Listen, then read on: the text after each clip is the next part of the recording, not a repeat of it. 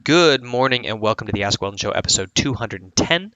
Today we are going to talk about being in the zone, what is going on there, judgmental thoughts, and tilting your teammates. Big show for you today.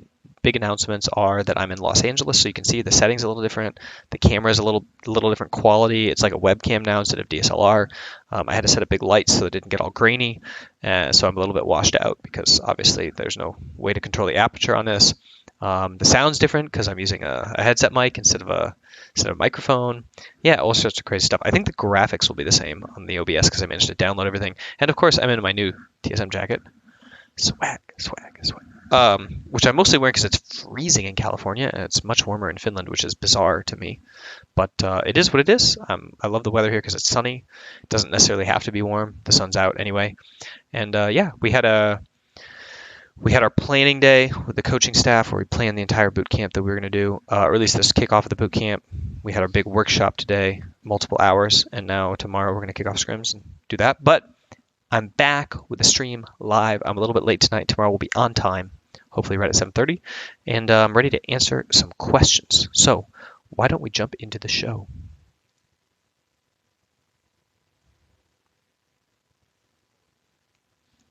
All right, the first question today is from Greg, and it's about what is happening when players are in the zone. So let's take a listen in. Hi, Weldon. It's Greg. I want to know what's going on when a player starts playing above his head and gets into that zone. You know, you see it in esports and you see it in regular sports. You see a college basketball player that makes, 8 3-pointers in a row, or somebody in league that is just playing out of their mind and they can't be stopped. What is going on in someone's brain scientifically when they get to that point? Thanks. Okay, so there's two ways to look at flow. The neurological angle and the psychological angle, right? And flow is defined by the gentleman Csikszentmihalyi. I'm not really sure that's his name. It's like a Polish scientist who first coined the term the phrase flow and characterized it. But there's like basically 9 elements that characterize flow state psychologically. Okay, so this is like the software version, right? And I know you asked about the hardware, and I'll get to that in a second. But essentially, flow state or being in the zone is characterized by being in a situation where you have a balance between the challenge that you face and the skills required to demand that situation. So essentially, you can think of it as if it's too easy, then you have boredom, and you can see in MRI scans the flow like switch off. And if it's too hard, you have overload, and you can see in MRI scans the flow switches off. These are states where you're challenged, like the skills are not up to the demand of the task, or they're too much for the demand. But like if everything's at the right level and you're challenged, then the flow state can like activate. Presence of clear goals. Unambiguous feedback, so it's like very objective. You know if you're right or wrong instantly as soon as possible. Merging of action and awareness, so you have this automatic feeling about you. Total concentration on the task at hand, so there's the attentional regulation I'm going to talk about in a sec on the neurological side. A sense of control, a loss of self-consciousness, transformation of time usually, and an autotelic experience. So autotelic means basically the joy of doing the task is the reward for doing the task. Like it is in and of itself fulfilling. And a number of these kind of psychological states or precursors or determinants or actual states that occur during flow are linked to what's actually happening neurologically. So if we talk about what's happening neurologically, there's a whole different number of brain areas that are involved. But in flow state, typically you're looking at the insular cortex, the anterior cingulate cortex, the prefrontal cortex, and especially the medial prefrontal cortex, and also the amygdala, which of course is like being down regulated along with the prefrontal cortex. And I believe that in terms of like talking about the down regulation of the prefrontal cortex. So you see a loss of self-consciousness and a sense of time dilation. Well, that's because the part of our brain that holds our identity, like the human part where you're thinking like, I am me, and this is my identity and who I am, and I perceive, time passing, and I'm thinking about this. That part of your brain is like shut off or like down regulated in favor of focusing on the exact present moment. And so you lose a little sense of self. You lose that perception of identity. You lose that perception of time. It can like vary wildly, kind of like it does in a dream, because you're not actually tracking it. Like your brain is not, that part of your brain is not awake, you could say. Well, I mean, it's awake, right? But it's down regulated. So those are both tied to what is called the dorsal raphe nucleus, which I was reading in a very recent study, actually, that they think is one of the things that actually doesn't downregulate the amygdala, but is connected with downregulating this part of the prefrontal cortex. Then the other areas that I was mentioning about the IC and the ACC, these are areas that are tied, that are connected to like attentional regulation and emotional regulation. So essentially, if you look at, for example, the median amount of time that the human mind pays attention to anything in general is about 5 seconds. So if you think of like the average length of the sporting event, like let's say it's a 60-minute basketball, like a 2-hour basketball game or a 60-minute League of Legends match or something, every on average, not on average, but in the median, your brain is shifting its attention every 5 seconds or less, or a little bit less or a little bit more, over and over again. And so the ability to like regulate that attention in the present moment is what flow state or being in the zone like enhances. So if you have somebody who's like solely focused on attentional regulation and can regulate their emotions to like kind of stay in this zone, they end up in a massive performance advantage by the end of the match, because they're able to like constantly shift their attention appropriately and accurately to the right things. And the kinds of attention that are improved by flow state are selective attention, sustained attention, situational awareness, and attentional flexibility. And these are the kinds of things that you kind of like need. They become more efficient as you are in flow state, because those parts of your brain are, I want to say, like upregulated. And the ACC has been linked very strongly with learning, the anterior cingulate cortex, because it's a part that fires after you recognize that you make a mistake. It fires and is active for a certain number of seconds, and as a consequence of that, there's a release in neurotransmitters related to neuroplasticity, related to like rewiring neurons. So you can see that the brain is like automatically recognizing mistakes and fixing them. Well, you can interrupt this process psychologically with judgmental thoughts and with stress and choking, where like the ACC will fire incredibly high and then drop low in terms of what it's doing, and its activity will be subdued. Well, when you're in flow state, like it's fully active and you're like literally learning on the spot, right? And of course, this isn't like instantaneous learning, right? It's not like you're going to rewire your neurons in a second, but it's like the learning process is fluid, and there's no judgmental thoughts. There's just like logical observation and reaction and feedback in a very kind of like childlike, naive manner, where there's no judgment attached to the failure at all by the brain, and so it's just pure learning. So that's what's happening neurologically and psychologically when you're in flow. Yeah. Oh, and also being in this state like improves your ability to be in this state. So the more that you're in flow, like the better kind of you get at being in flow. And mindfulness also is a way to train yourself that now is linked directly to increased flow state. So if you're interested in being in the zone more, mindfulness training is now one of the determinants or causal factors in your ability, your training of mindfulness in your ability to enter flow state more and more. So whereas I would say like 10 years ago, or even as little as 5 years ago, it was seen as like something you had to do through emotional regulation and through like creating the kind of cocktail of appropriate emotions that you need for flow state. Nowadays, it's seen as a mostly an attentional regulated state, where if you can get really strong and really good at regulating your attention, you can get into this like non-judgmental kind of present state focus, and that will enhance your ability to enter into a flow state. Okay, good question, and thanks for that. And let's jump into question number 2. which is from Yasha, I believe. Hello, Weldon, Yasha here. I want to know if judging people is a good thing or a bad thing, and maybe even why humans do it. Because I've recently noticed that if I stop myself from judging others while playing League of Legends, that I enjoy the game quite a bit more, and I don't feel as pressured as myself either. Because when I don't judge people, I don't think others are judging me as much. And yeah, it would be nice if you have some insight on that. Okay. Yeah, so I actually mentioned about this in the last question, which is one of the reasons I put it on today's show. The idea of like the optimal performance state is a present focus, not future or past focus, a non-judgmental focus as opposed to like a judgmental focus. So you want to be like non-judgmental as opposed to judgmental. The wrong area of your brain is activating if you're doing judgment, and if you're doing non-judgment, then you're essentially trying to shut off that area of your brain, or at least not use it.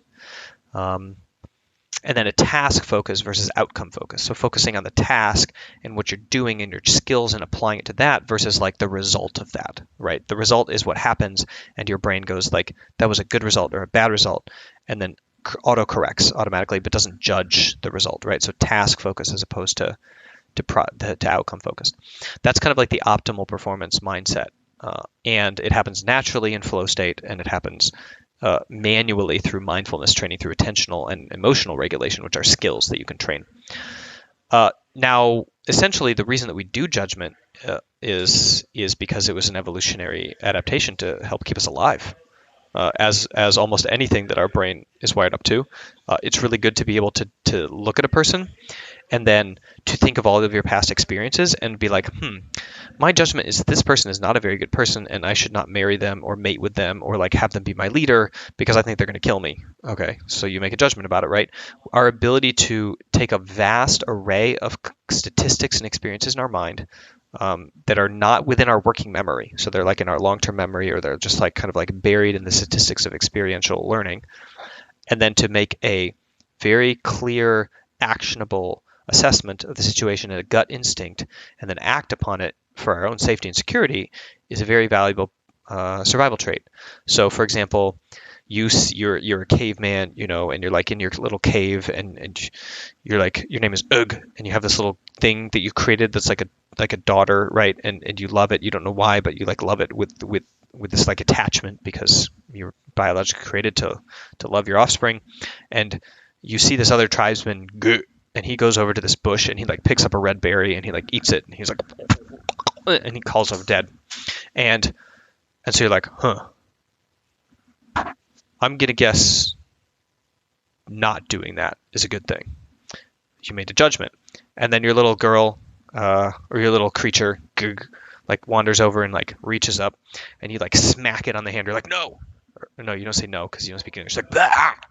And it doesn't eat the berry, and it cries and crawls away to his mommy, and that like girl or that daughter now has its own like kind of like coded information that it's going to use to make a judgment, and the next time it sees a berry, it's going to think like of that experience and that trauma and that pain, and it's going to be like, doing that is not a good thing. So these are survival traits.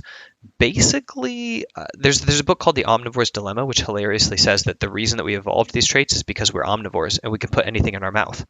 And if you can put anything in your mouth, and 90% of the stuff you put in your mouth can kill you, you need a very robust judgment system to discern what is going to kill you when you put it in your mouth and what is safe to eat.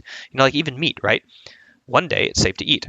5 days later, it kills you if you eat it. So like we need these like incredibly complex brains to discern that like, okay, this is okay to eat. Okay, now I'm going to die. Okay, like this one's okay to eat because it's this shade of color, but this one will kill me. And so that ability is really important for our survival, and that's probably why we have it, I would guess. Or at least that's what the evolutionary biologists would have us guess. Okay, question number 3.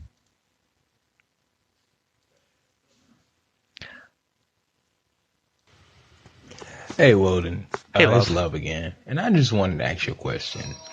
I thought about quitting League, but I ended up not doing it. And I started playing and went on some really good win streaks. And I've had a couple losses. And it seems like that people try to tilt their own team every single game, and I just can't get why. Preach it. Why do you want to tilt your Amen. own team? And why do you enjoy the feeling of pity you get from the enemy team while they're winning? Isn't the game important to win? I feel like that a lot of these players say, oh, I'm too good for my team. I'm going to AFK because you guys suck. But if you were good, you just win the game. So can you just help me understand this? It's not something that my brain can really process with these people. Thanks, Weldon. All right, Love, thanks for calling in again. Sorry to hear that you didn't manage to quit the game. Glad that you're back playing it. Do whatever you need to do and whatever you enjoy the most. And by the way, this hat that I'm wearing is not, I know it's not on correctly. It's like upside down, but that's because it was too small. So I had to unfold it and put it on. And I'm just wearing it because I'm cold, not because I think it's quite fashionable at the moment. But anyway, the reason that people lash out at other people is because they're trying to protect themselves from their emotional state. So they feel shame, or they feel embarrassment, or they feel frustration or resentment. And in order to absolve those emotions and make them dissipate, they want to like share them with somebody else by inflicting them on somebody else, generally speaking, in an online game. And so you try to make your teammate feel the same like shame that you feel in order to like cover up your own shame, and to change the context of the situation. And why does that you would want your opponents to win and your teammates to suffer? I think that there's a word for this, Schadenfreude, which is like the pleasure derived from someone else's misfortune. And the fact that like pain looks great in other people is a very weird human trait, but it more or less, I believe, has to do with how it is that we deal and cope with emotions and emotional states. Something that you can train yourself out of with enough training, but something that is like, I want to say it's like intrinsic in our children. Certainly, I feel it in my children, where they're very frustrated and somebody hits them and they want to hit them back. Or there's this like innate sense of like, it's not an innate sense of justice or fairness. Okay. It's like they don't know how to handle their emotions. And so they're directly lashing out physically with them in order to express that.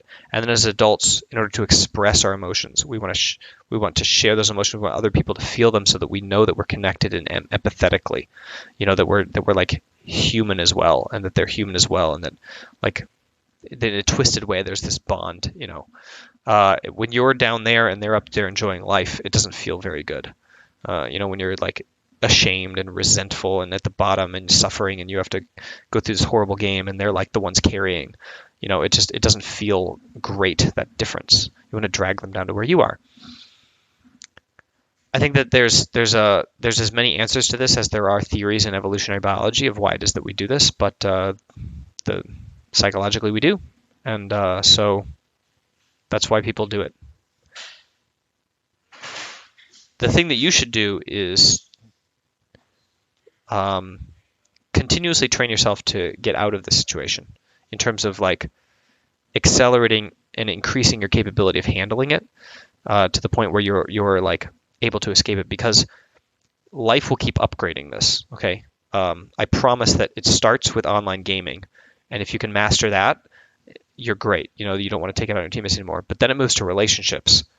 Then like if you can master that in your relationship and you can feel like joy, even when you're suffering, but somebody else is happy, you can feel like excited and happy about that, even within your own suffering, you can level it up. Then you have kids and it gets even harder. And then you have to master that. So like life keeps upgrading the difficulty level on the regulation of your emotions. And so if you can handle it in games, great, keep practicing and make sure to keep leveling it up if you can't, because it's only going to get more difficult as life throws variables at you. All right, that's the show for today, guys. Thanks for checking it out, and make sure that you support the show if you want by visiting my website, mindgames.gg, and going to the MAC program /MAC. The MAC program is the Mindfulness Acceptance Commitment training program that I put online. It's a set of 47 videos that I created that kind of like take you through the training program that I'm actually doing again this week with TSM. And it was the original training program I did with CLG and with TSM 2016 and G2, more or less, and I'm actually updating it and adapting it right now on the website to include kind of like all of the learnings and practices that I've gotten over the last 2 or 3 years while I've been coaching pro teams. But right now it is a set of basically 7 modules over 7 weeks. So there's 7 sessions in each module, except for one, which has 5. And yeah, it's $30, and you should use the code AskWeldon, AskWeldon, to get your $5 discount, and then you get access permanently forever. You log in, you watch the videos, and when I release the app in the upgraded version, you just grandfathered in. You just get it. You're actually going to be a beta tester in the app if you have access before I launch the app in a couple months, hopefully, if finance is holding out. And yeah, that's the program. So make sure to check it out if you're interested. Everything that I do is supported by the sales of that, and that is my main kind of focus with the AskWeldon brand and the Mind Games brand and what I'm doing on this channel. So I appreciate you and your attention, and I will see you guys tomorrow.